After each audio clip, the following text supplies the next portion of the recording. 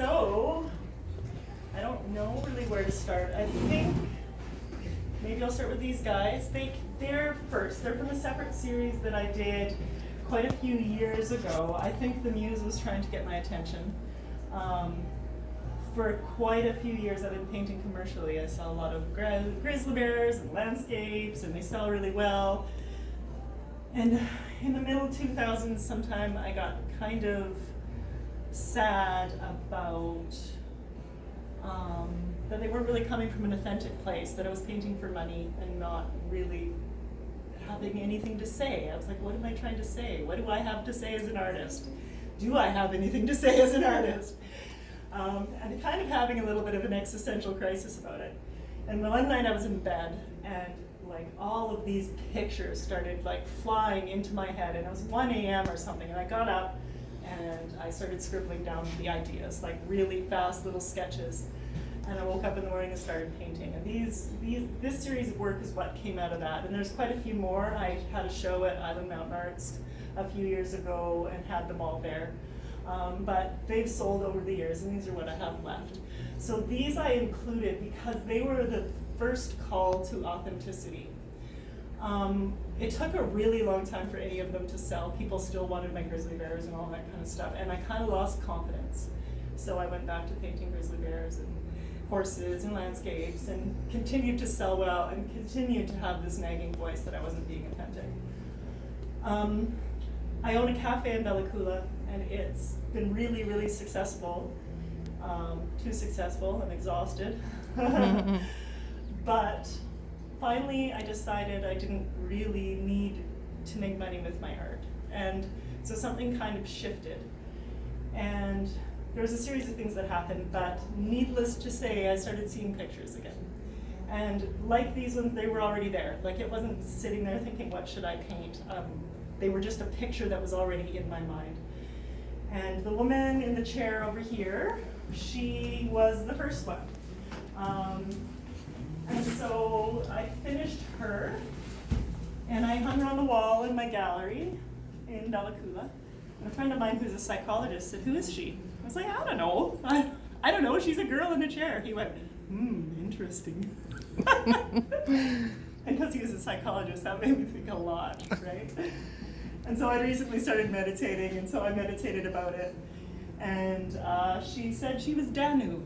And I went, oh, Danu, that's interesting. And I Googled Danu, and she's the Celtic creator goddess of Ireland. She created the whole continent of Ireland.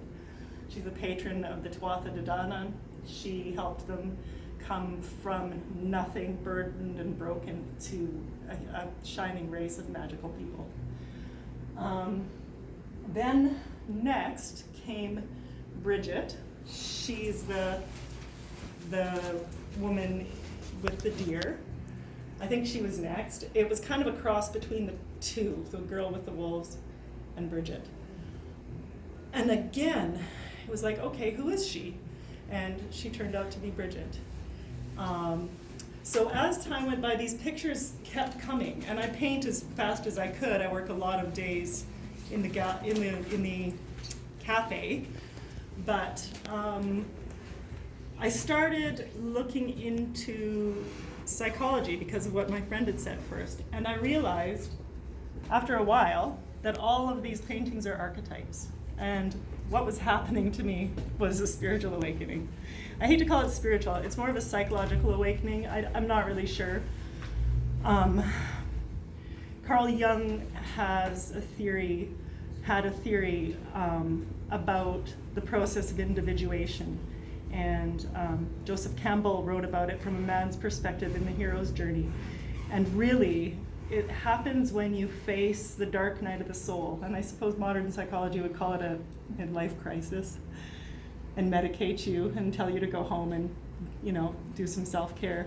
Yeah. I'm an artist and I'm a fixer, so that wasn't enough for me, and I wanted to know where the heck these paintings were coming from. Right. So I did some deep spiritual digging and started unpacking a lot of trauma, and realized that as I work on a painting, that's what the archetype is that I'm working with to heal in myself. So Danu is the mother. She's asking me, who is looking after you? How are you lighting your fires of creativity, and also Bridget. So Bridget was the goddess of creativity and the fires. So she is the one that stokes the fires of creativity, brings you out of the dark, and shows you the light. The girl with the wolves is our inner child. Girls typically at her age, it's when we're told to shut up and sit down and put on a shirt, quit climbing trees, don't talk back, don't show your body, don't be wild anymore. By the time we're 13, we've been programmed that this is how girls act. She's saying, no way, these are my people. And she's barefoot in the snow because if you decide to be wild in your life and not let that go, it's a hard, cold, misty, hard to see path. But she's begging us to reclaim that, our inner child, our healthy inner child, who we were before the world broke us and tore us down, before it told us we were supposed to put on a bunch of masks and not be ourselves. The rabbit she's holding is a symbol for our intuition. In Celtic mythology, Boudica, the great warrior Celtic queen, the last one, she defeated the Romans in one of her battles. She carried a rabbit in her cloak that she asked for help when she needed guidance. So the rabbit and the hare, it's a symbol for our intuition. We have the dark wolf, that's our shadow side, and the white wolf, which is our light. And then the rest of the pack, which is our community. Also the trees. They were meant to be aspen trees, which I couldn't figure out how to paint on a white background. The symbolism of the aspens is that their root systems are all interconnected. They're all actually one tree and they all feed each other. So there was some major symbolism behind that one. So after the nice light and who's claiming, who is healing you and who is being a mother and how are you stoking your creativity and healing your inner child, well then there was her. And she's Mish. So I didn't know I was painting Mish. Mish is a woman from Irish mythology whose father was a warrior from another land who decided he was going to come and claim Ireland for his own. He didn't know how fierce the Irish people were. He got his ass kicked. And so she'd come on the ship with him, and she's in with all her finery and everything, but now all of her people are slaughtered. Her dad's dead. She finds him on the battlefield, and she is lost because she doesn't know what's going to happen to her now. Her father's dead. She loved him dearly, and she tries to bring him back to life by licking his blood, and she's holding his broken body, and she loses it. She just loses it. She shrieks, she grows fur and feathers and flies off into the mountains, turns into a wild creature. And for the next 200 years, ravages the land and kills anything that comes near. So the King of Ireland, he's like, this will not do. We can't have this thing, so somebody has to deal with this woman. And nobody will. All his warriors are way too afraid. But this gentle Harper, he comes and he says, I will. So he comes every day. He gets a little bit closer and he just sits down and plays his harp. And he goes home. And the next day he goes and he plays his harp. She starts to get curious and she starts to get closer. And as all good love stories go, she falls in love with him. She allows him to get close. He washes off the fur and feathers. She becomes human and sane again. They go home, live happily ever after until he dies. But this time, she doesn't lose her shit. She becomes a poet and a creatrix. So basically, she is the archetype of the wild woman. She's what happens when we no longer know how to deal with the world anymore. She's our fear, our rage, our grief, our sexuality, everything that has been told is wrong. When she can't deal with it anymore, she's that. She's done. She's just done. And the story tells us that the only thing that can heal this wounding of the feminine is the divine masculine. So a whole masculine. That doesn't mean a man, that means healing the masculine in ourselves. Or it could be a man. However it works, the only way for the wounded opposite is to heal that wound. So she was a really powerful one for me. She really set me on this journey, sorry, not journal. I thought I was going crazy for a while. I'm sure my family did too. The Phoenix, she's pretty self-explanatory. The Phoenix is about rising from the ashes, and she voluntarily goes into the fire every cycle and then grows again, and goes into the fire and grows again, because the Phoenix knows that the only way to transform is through fire. And then through all this craziness that hurt like hell, there came the wise woman, the crone. She is the Kayak. The Kayak is, she is also a creator goddess of Ireland. She's a triple goddess as well. She rules over winter. She shows us that the deepest healing is in the darkest of places. All of the seeds need the winter to regroup and to fertilize and to go into the dark so that we can grow again. And she's our wise teacher.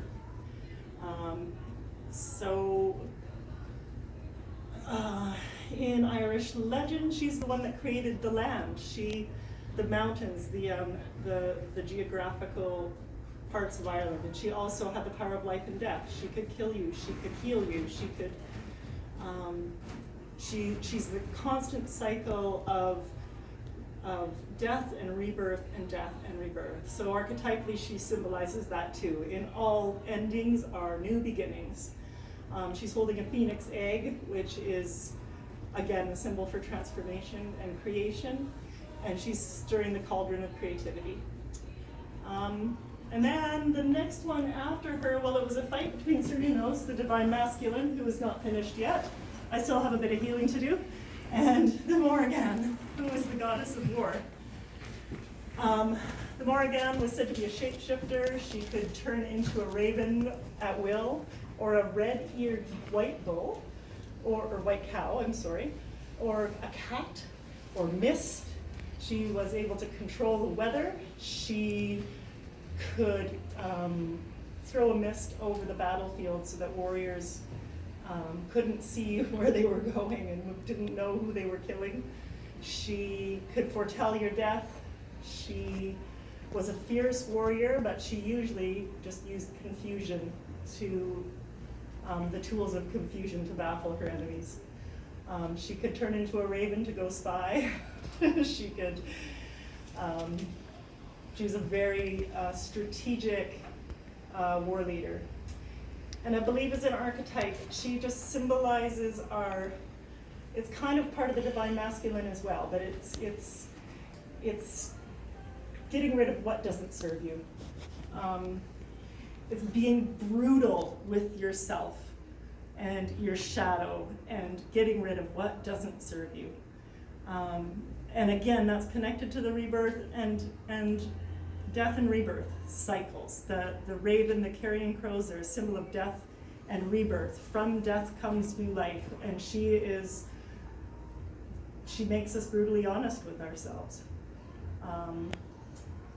Yeah, I think that's all I have to say about the Morrigan. She's also not finished. She's a work in progress, as well as the Cernunnos over there, who's a symbol for the divine masculine. Who would be the healed masculine, like Christ or Buddha. And he was the god of the hunt. He was said to end fertility. Him and Bridget would get together at Bealtaine and have a foray in the woods and ensure the fertility of the gardens for the next year. So again, with her, they're bringing your creative gifts to light, strengthening your, just strengthening your inner feminine and your inner masculine. So I think that's it. I think I've covered it all. Thanks, Tahirih. That was awesome. Thanks, you guys. Thank you. Thank you, everybody, for being here. It's really great to see everyone.